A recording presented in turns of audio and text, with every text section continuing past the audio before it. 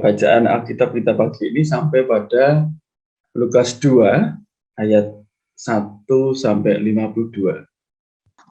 Pada waktu itu, Kaisar Agustus mengeluarkan suatu perintah, menyuruh mendaftarkan semua orang di seluruh dunia. Inilah pendaftaran yang pertama kali diadakan sewaktu Kirenius menjadi wali negeri di Syria. Maka pergilah semua orang mendaftarkan diri masing-masing di kotanya sendiri.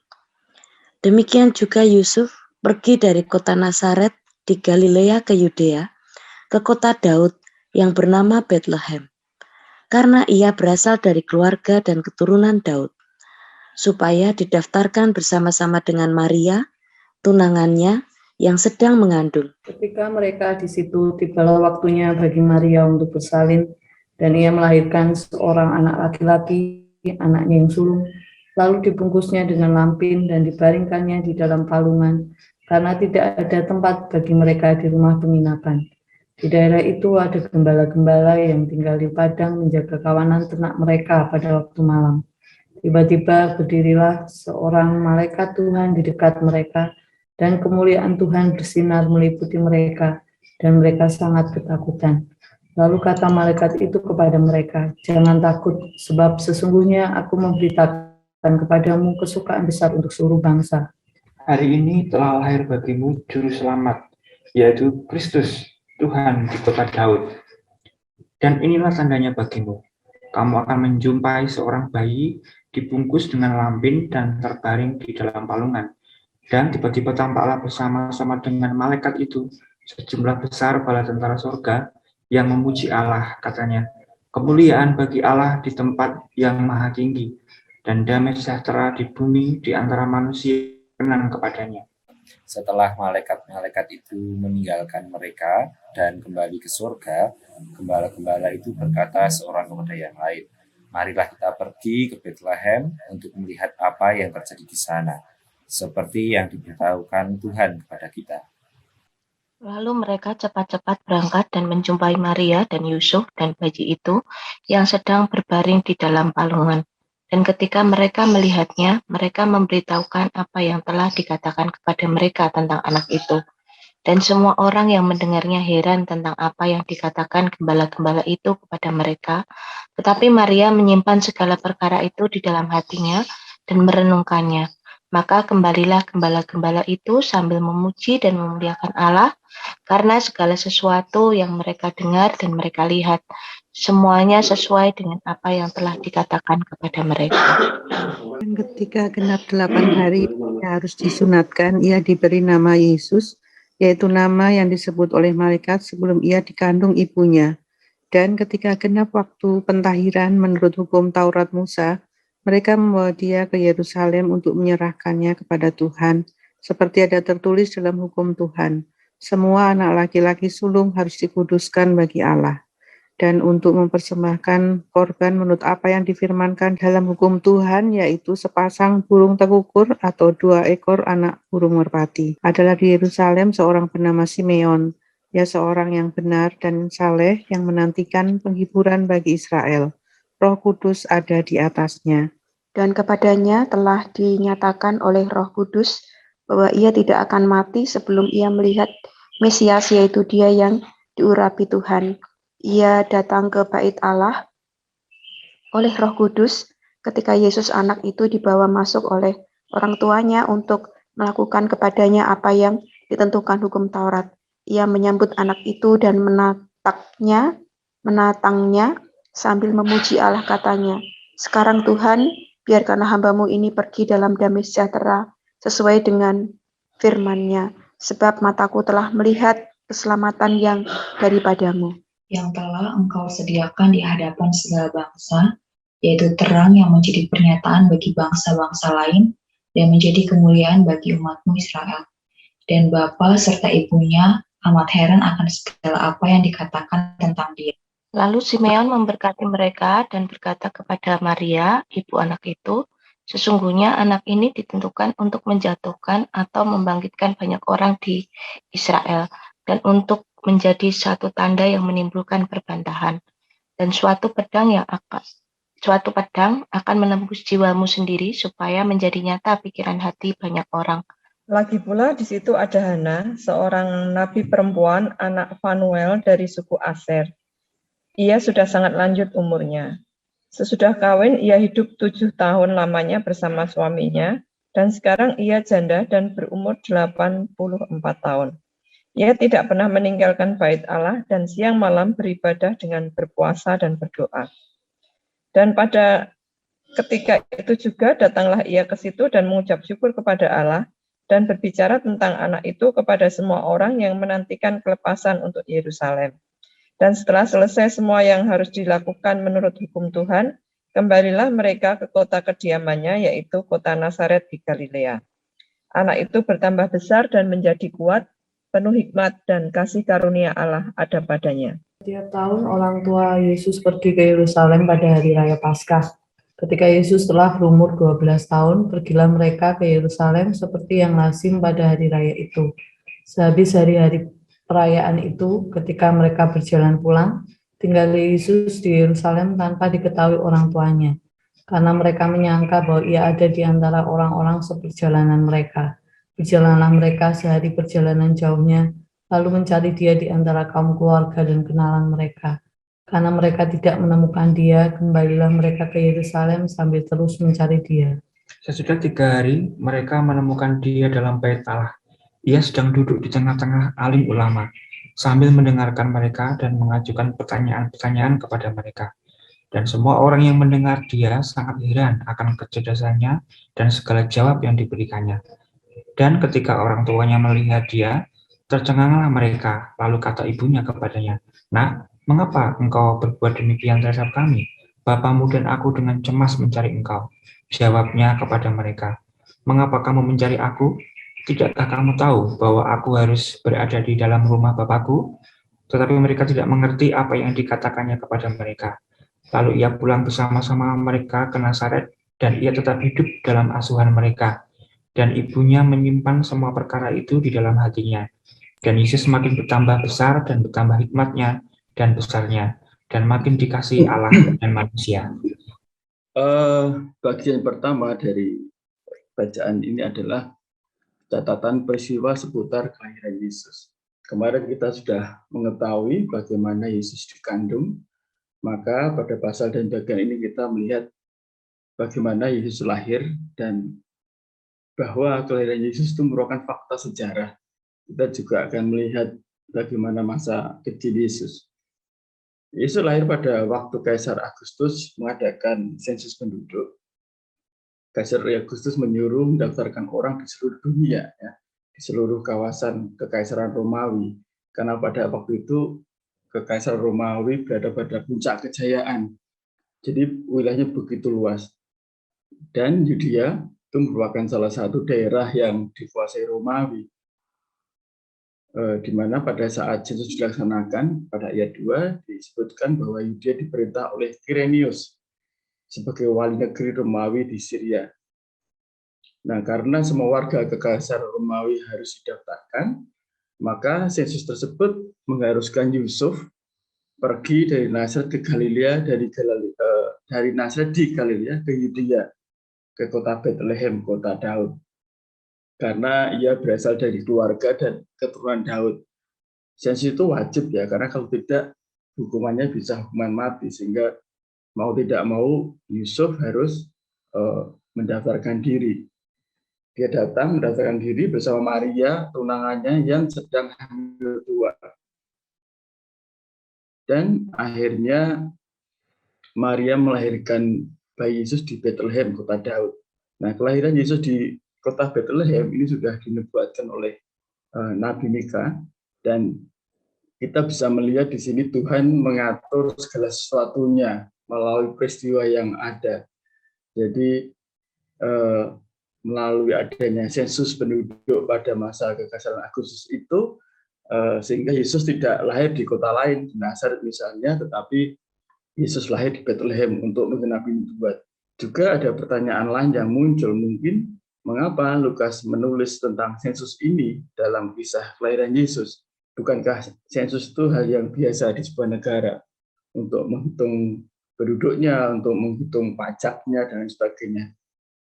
Nah, Lukas menulis peristiwa sensus saat Yesus lahir ini memiliki makna yang sangat dalam sebetulnya, yaitu jelas bahwa melalui sensus tersebut dicatat dalam sejarah manusia di dunia bahwa Yusuf sebagai keturunan Daud dan Maria ke Bethlehem, dan akhirnya Maria melahirkan Yesus, sehingga jelas bahwa Yesus adalah keturunan Daud.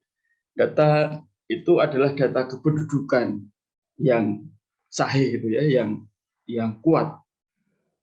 Fakta bahwa Yesus benar-benar dilahirkan oleh Maria di Bethlehem dan dia merupakan keturunan dan keluarga Daud. Jadi Yesus bukanlah tokoh fiktif yang sebagian orang mengklaimnya. Kita juga melihat bahwa kelahiran Yesus pertama kali disampaikan kepada malaikat Tuhan, kepada para gembala. Kita tahu gembala bertugas menggembalakan domba-domba dan kehidupannya sederhana. Demikian juga Yesus yang kelak menjadi gembala agung, lahir dalam kesederhanaan, tidak ada pesta, tidak ada kesombongan dari orang tuanya bahwa Yesus adalah anak Allah yang maha tinggi. Ayat 19 dikatakan, tetapi Maria menyimpan segala perkara itu di dalam hatinya dan merenungkannya. Tapi meskipun di dunia kelahiran Yesus tidak dirayakan, tetapi kita membaca bahwa malaikat di surga merayakan kelahiran Yesus. Kemudian bagian 2, itu kita bisa melihat catatan tentang bayi Yesus. Nah, sebagai anak yang dilahirkan dalam budaya Yahudi, Yesus juga menjalani tradisi Yahudi. Pada ayat 21, Yesus disunat pada hari ke-8 dan diberi nama Yesus sesuai nama yang disebut oleh malaikat Tuhan. Nah, di sini kita juga melihat ya bahwa Maria itu benar-benar orang yang taat kepada Tuhan ya. Sebenarnya dalam masa kandungan beberapa bulan dia bisa saja berpikiran mengganti dengan nama yang lebih baik, yang lebih sesuai seleranya. Tetapi itu tidak dilakukan oleh Maria. Dia tetap setia atas perintah Tuhan melalui malaikat bahwa bayinya diberi nama Yesus. Juga sesuai dengan tradisi Yahudi, Yesus sebagai anak sulung juga harus dikuduskan bagi Allah, yaitu dengan mengadakan persembahan bagi Allah. Nah, dari dua hal tersebut kita melihat bahwa Yesus sebagai orang Yahudi juga takluk pada hukum Taurat. Bagian ini juga mencatat bahwa ada orang-orang yang diberi hikmat Allah yang sudah menantikan dan mengetahui bahwa Yesus adalah Mesias. Disebutkan di ayat 25 dan 26 di situ ya, bahwa di Yerusalem ada seorang yang bernama Simeon, seorang yang dikuasai Roh Kudus.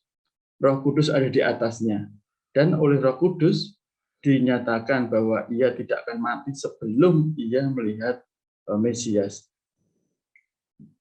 Disebutkan di sini Simeon datang ke Bait Allah oleh Roh Kudus. Jadi bukan kebetulan kalau Simeon datang ke Bait Allah dan bertemu bayi Yesus di ayat 27, bukan suatu kebetulan belaka, tetapi disebutkan bahwa ia datang ke Bait Allah oleh Roh Kudus. Jadi Simon ini sungguh-sungguh orang yang hidupnya dipenuhi dan dipimpin oleh Roh Kudus. Dikatakan di ayat 34 bahwa Simon memberkati Yesus dan kedua orang tuanya dan berkata kepada Maria bahwa siapakah Yesus itu. Juga disebutkan Hana, seorang nabi perempuan, menyatakan bahwa Yesus akan membawa kelepasan bagi orang-orang. Nah, pada bagian 3, bacaan kita itu berisi catatan masa kecil Yesus. Ya, tradisi Yahudi salah satunya adalah setiap tahun mereka pergi ke Yerusalem, yaitu pada hari raya Paskah. Dan Yesus yang saat itu pada usia 12 tahun, lazimnya pada waktu itu Yesus pun ikut bersama kedua orang tuanya ke Bait Allah. Di sini disebutkan bahwa saat pulang dari Yerusalem, orang tuanya tidak mendapati Yesus.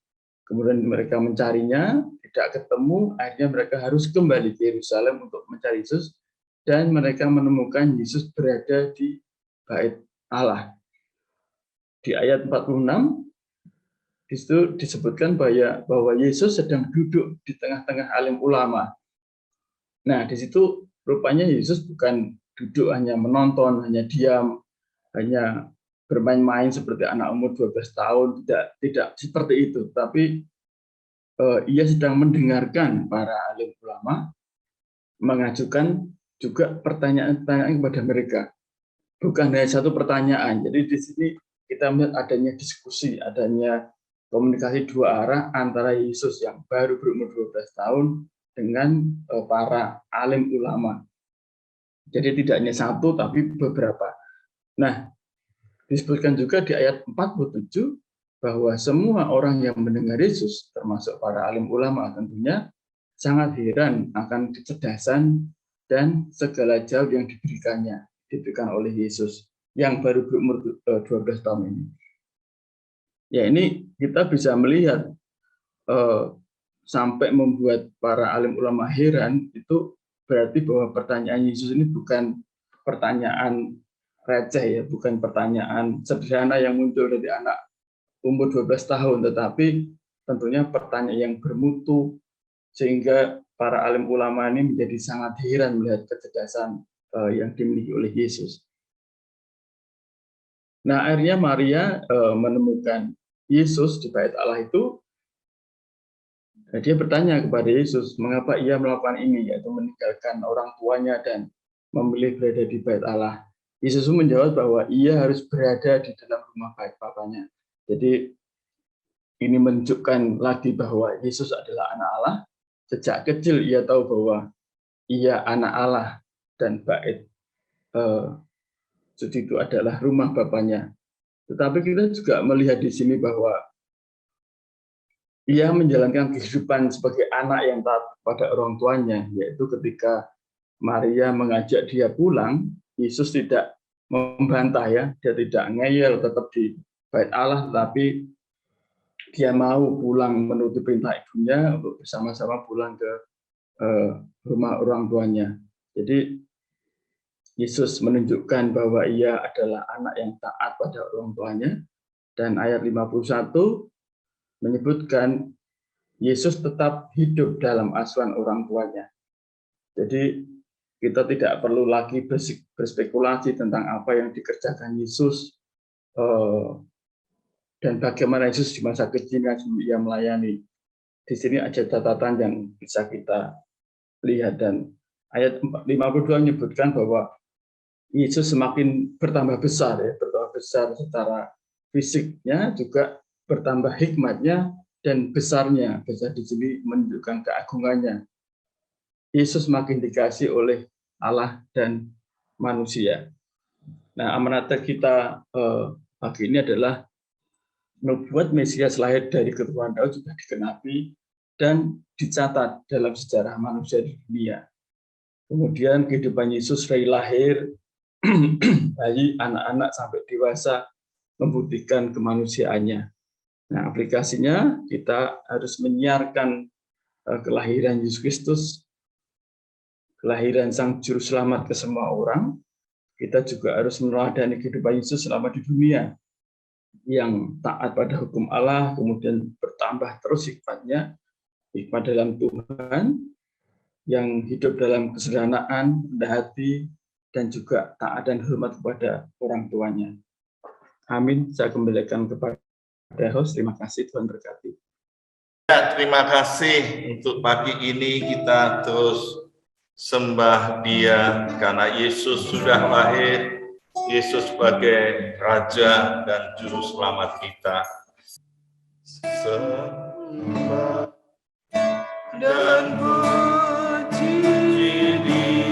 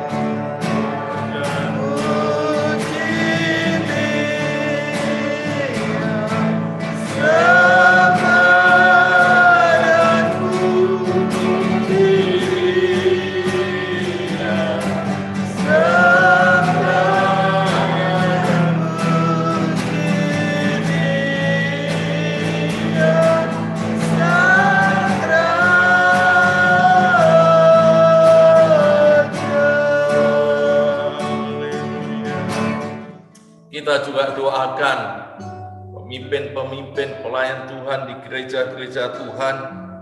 Biarlah satu pemimpin boleh melahirkan 3 pemimpin baru. Kita doakan STT-STT yang mengkader hamba-hamba Tuhan, karena tuayan banyak, tapi pekerjanya sedikit. Kita terus doakan ini. Saya minta Galih bisa pimpin, semua kita berdoa bersama-sama. Kami mengucap syukur Tuhan atas setiap apa yang Tuhan telah percayakan. Kami berdoa untuk kaderisasi kepemimpinan dari setiap gereja dan lembaga Kristen. Bagaimana setiap gereja dan lembaga Kristen ini terus melahirkan pemimpin-pemimpin muda, pemimpin-pemimpin milenial, minimal 3 orang pemimpin. Dan kami percaya Tuhan yang akan kirimkan setiap orang-orang yang terbeban untuk boleh menjadi pelayan-pelayan-Mu. Kami juga berdoa Tuhan, kiranya Tuhan memberkati untuk setiap Yusuf dan Daniel masa kini yang mengabdi di negara Indonesia. Kami berdoa untuk para pemimpin Kristen, kami berdoa setiap anak-anak Tuhan yang ditempatkan oleh Tuhan di kementerian, di gubernur, di wali kota, dan kami berdoa juga untuk secara khusus juga Pak Listio Sigit sebagai Kapolri, Dr. Terawan, Menteri Kemenko Marves, Pak Luhut Panjaitan, ditolong Tuhan dengan cara ajaib dalam menjalankan profesinya, dijauhkan dari segala orang-orang yang ingin memfitnah dan menjatuhkan. Kami percaya anak-anak Tuhan saat ini ditempatkan dalam posisi-posisi strategis untuk boleh menjadi garam dan terang. Kami juga berdoa Tuhan untuk para calon pemimpin Indonesia di Pilpres 2024. Bila Tuhan yang akan memimpin untuk mendorong setiap anak-anak Tuhan, bahkan setiap pemimpin-pemimpin yang Tuhan percayakan untuk memimpin Indonesia, menjadi pribadi-pribadi yang takut akan Tuhan, menjadi pribadi-pribadi yang kompeten dalam bidangnya, berintegritas, dan mempunyai jiwa nasionalis, jiwa Pancasila, dan mempersatukan seluruh bangsa ini menjadi bangsa yang besar dan menjadi dalam kerangka negara kesatuan Republik Indonesia.